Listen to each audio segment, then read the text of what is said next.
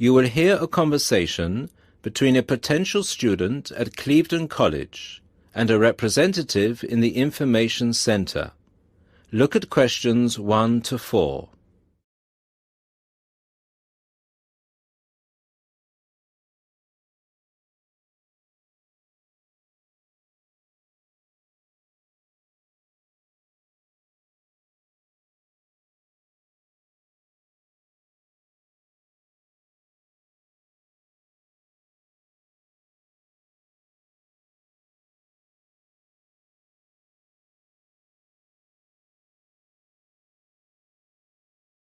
Listen to the first part of the conversation and answer questions 1 to 4. Good morning, Clevedon College. Can I help you? Yes, please. I'd like some information about evening courses this term. Okay. Which subjects are you interested in? 2 subjects, actually. Languages and computer skills. Okay. What languages are you interested in? Actually, I'm not sure. I have to fulfill a language requirement for school, but I haven't really decided what language to study. How many language courses do you run each week? We have 2 every night, from Monday to Friday. I'm sorry, but would you mind going through the schedule for me? Which language on which days? Not at all. Monday to Wednesday are modern European languages, French, Spanish, German, Dutch and Polish. Thursday night, we offer ancient languages, Latin and ancient Greek. And on Friday, we finish off with the Asian languages of Hindi and Bengali. Monday to Wednesday, modern European. Thursday, ancient languages. And Friday, Asian.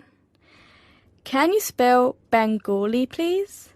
Yes, it's B-E-N-G-A-L-I. Great. And how much do the courses cost? Each course costs £25 per person per term.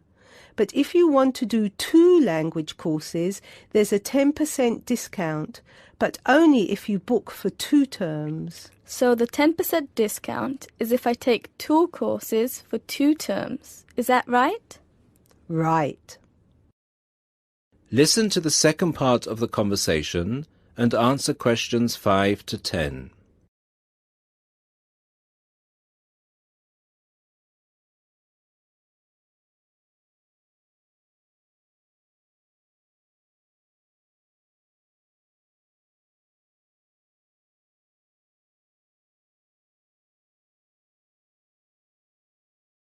As the conversation continues, complete questions 5 to 10.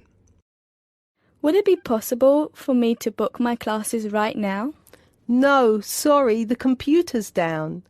What I suggest you do is call extension 9694. Oh, no, sorry, 6994 after 6 p.m. and ask for Mrs. Johnson. I'm sorry, I didn't get that. Did you say 6994 after 6 p.m? Yes, 6994. Please ask for Mrs. Johnson. Thanks. Okay. Can we now look at the computer skill courses? Yes, of course. Computer classes always start in the first week of the month.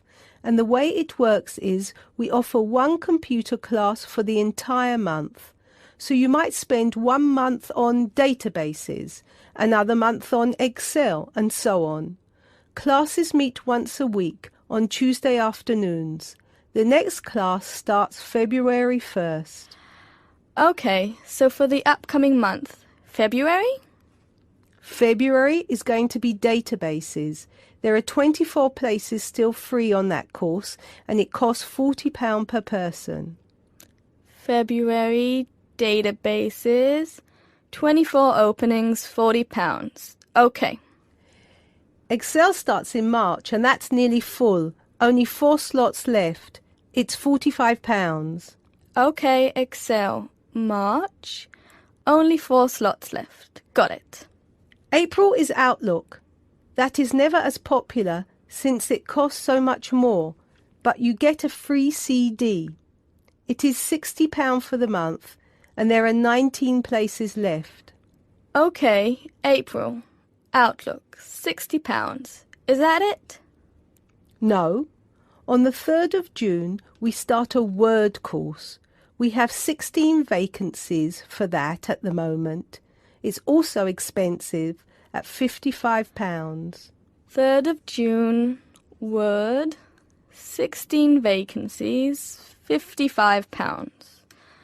Now, do I call the same number to book a place in one of these classes? No, you have to call Mary Jones, I think. Yes, Mary Jones.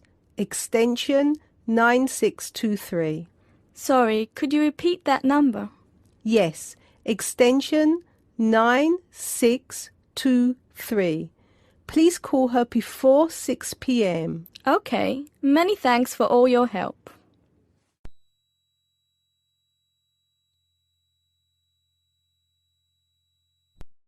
Listening Section 2. You will hear the principal of a university welcoming his students. Look at questions 11 to 17.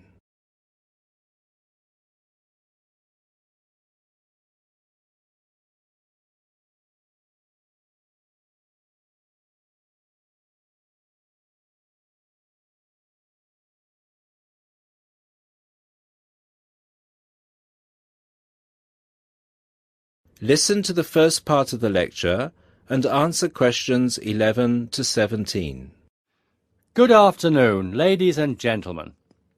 I'm Dr. Donovan, the principal of Don Levy University, and I would like to welcome you to the Dinglewood campus, which is one of the 3 campuses belonging to this university. This campus, Dinglewood, is where I have my office, and it's also the location of the Languages and Science campus, so some of you will be studying here. Dinglewood is the most northerly campus. The business studies blocks are in the Churchdown campus in the centre of town, and the southern or Trailway campus, where history and architecture are situated, is to the south of the town. Those of you who are enrolled in any of those courses will be taken to your respective buildings at the end of this meeting. Those of you studying on the Dinglewood campus, you will have a tour later too. This building we are assembled in is the office or administration block, Block 39, and is where the weekly meetings are held. You are welcome to attend these meetings, as are all the university staff. You may want to, as many university issues are discussed at these weekly meetings. The meetings take place at 1:30 every Tuesday, so please stop by. 2 other important buildings are also located on this campus, the cafeteria and the on-site shop. You can purchase all the required books and any stationery you need for your courses at this shop. Please bear in mind that even though you have shown your ID passes to enter the site, you still need to use them again to buy anything in the shop or cafeteria. This is for security reasons. Now look at questions 18 to 20.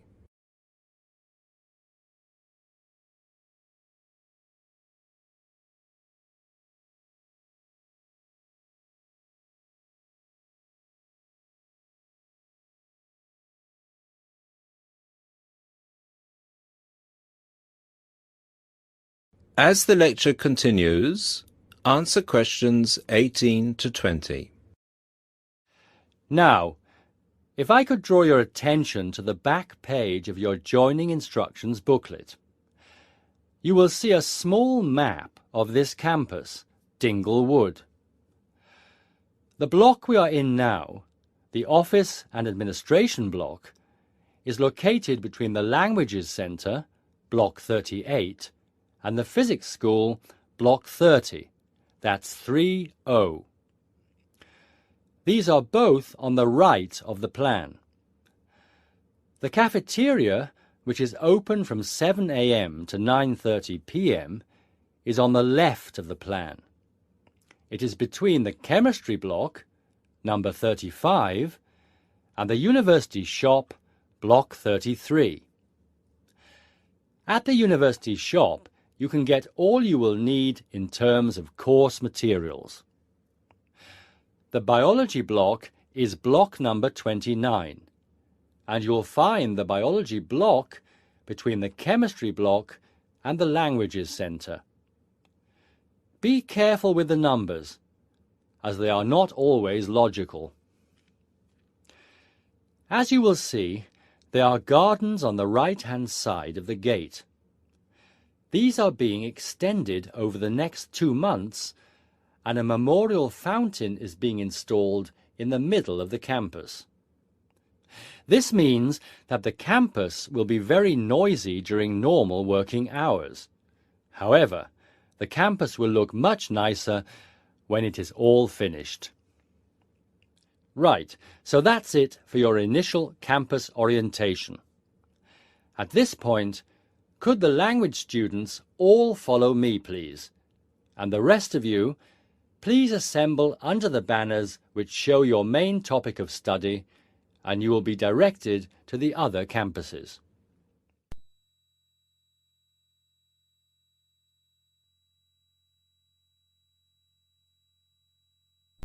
Listening Section 3. You will hear a conversation between two people who are about to share a project at work. Look at questions 21 to 30.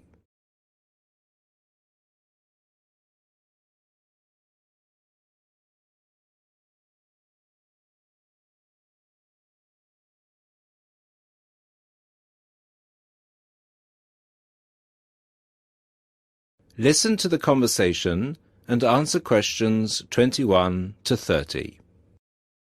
Hi, Bill. How are you? I'm okay now, Sarah, but I was so ill last week. Oh, dear. What was the problem? Did you eat that dodgy fish in the canteen? No. At first, I thought it was a cold, but then my head started hurting and my eyes started to go blurry. Oh, I'm so sorry. That sounds serious. Yeah, it's okay, actually. I went to the doctor and he diagnosed me with a migraine. He gave me some medicine and I'm starting to feel much better. Oh, I'm glad to hear that. Well, I'm also glad you're in today, because we have to work on a new project together. Oh, are we in the same section? No, it's just us. No one else.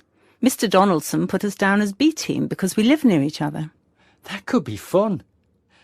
What do we have to do? Well, the project is partly internet research, then checking reference books for information to prepare a survey, which we have to use with people we know. Great! What's the topic? It's to do with shopping over the last 10 years. We have to find out how customers have changed their behaviour. OK, so what's the first step? I think the first thing to do is to check the list of references he gave me. But my computer is in for repair, so if I check in the reference library, would you be willing to look up some references online? Once we're done with the reference checks, we can write the questions together. That's fine. I'll do the internet research. So, what sort of shopping are we looking at? Only food or goods or clothes shopping? We have to find people who are willing to tell us about personal things, like deodorants, cosmetics, soap or vitamin creams. The other groups are doing food, electrical goods and clothes. That won't be so easy, Sarah. People might think those things are a bit private. Yes, I thought about that. I'll ask the women and you can ask the men. That should work okay. Well, if you think so. Give me the list of references then. Sorry, I left them in my other bag at Joseph's house. I'll get them for you tomorrow. OK. Well then, this afternoon, I think I'll catch up on the notes from last week. Can you help me, or are you busy? I've made you a copy of my notes already to save you time. Here you are. Wow, thanks, Sarah. That's so thoughtful. Well, since there's nothing for us to do right now, shall we go for lunch? Well, actually, I'll have to catch you later. I have to go to a meeting this afternoon. Can I phone you tonight to arrange when to meet? No, sorry. I have a date. Can we meet in the laboratory for the first class tomorrow? I'm not sure, because I have to go to the library to collect some books. What about meeting there at lunchtime? Do you mean in the lab? Yes. OK. See you in the laboratory tomorrow at noon then. Sounds like we have a lot of work to do.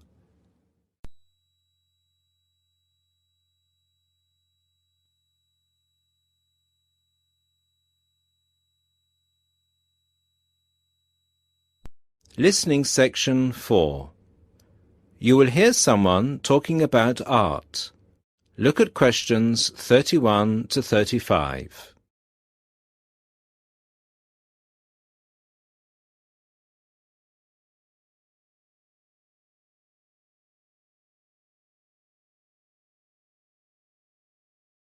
Listen to the first part and answer questions 31 to 35.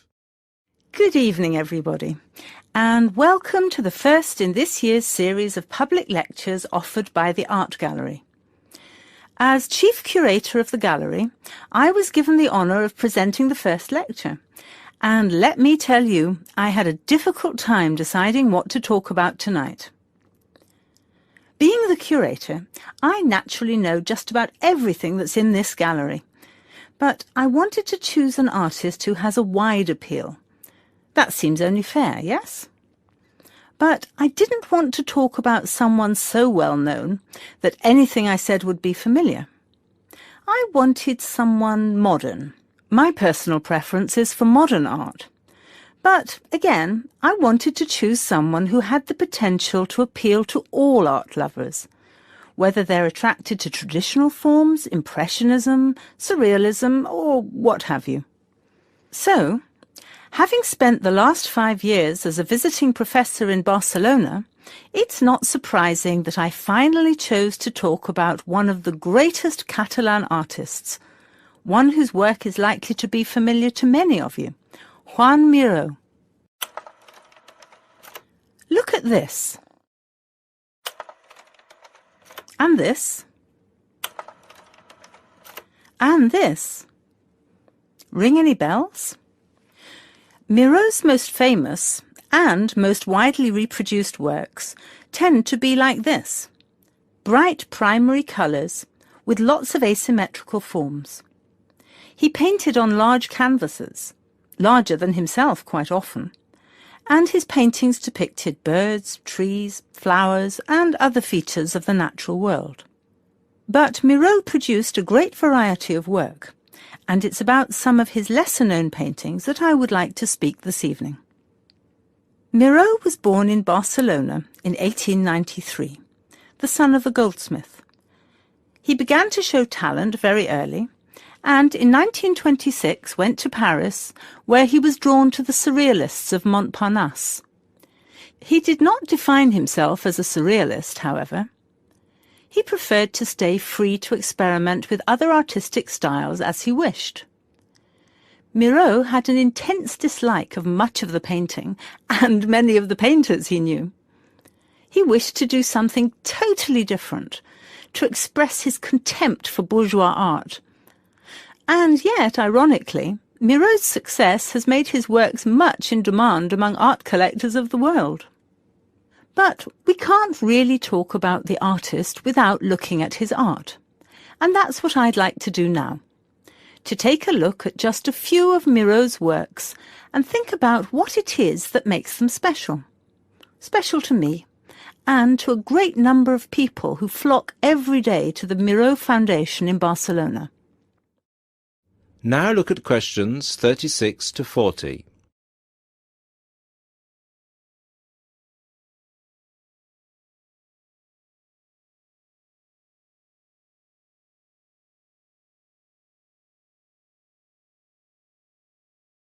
As the lecture continues, answer questions 36 to 40.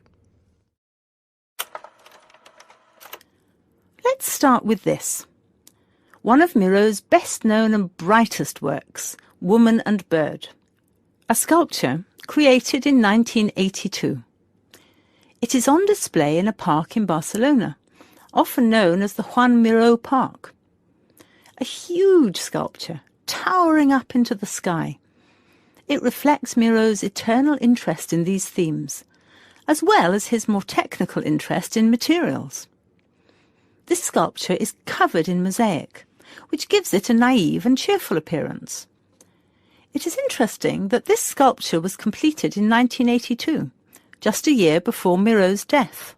I think it shows that, towards the end, he was feeling as playful as a young man, and I think he wanted to share this playfulness in a park on such a big, very public scale. And now, another representation of a woman, this time just called Woman.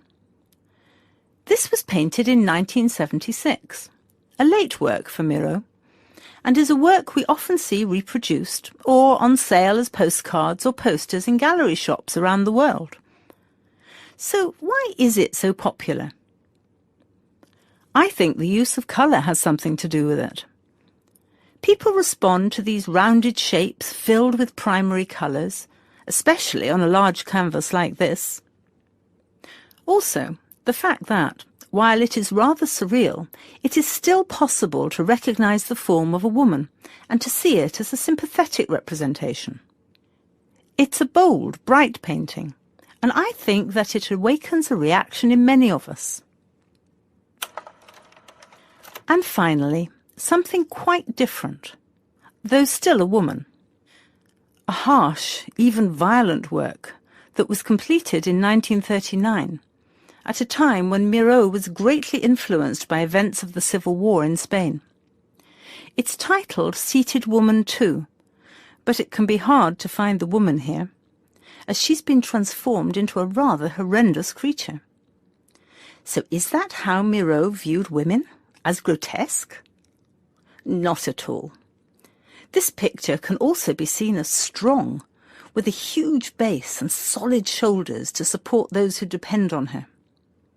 In this painting, her arms and neck seem to grow as vegetation out of her shoulders, representing woman as a fertile ground, perhaps. We also see here the fish and birds, the moon and stars, so typical of Miraut's work, making her a creature of nature and of the heavens as well. And that's all we have time for this evening, I'm afraid. I hope that you've enjoyed this brief look at Miraut's work, and that you will enjoy the other lectures that follow this one. Thank you, and good night.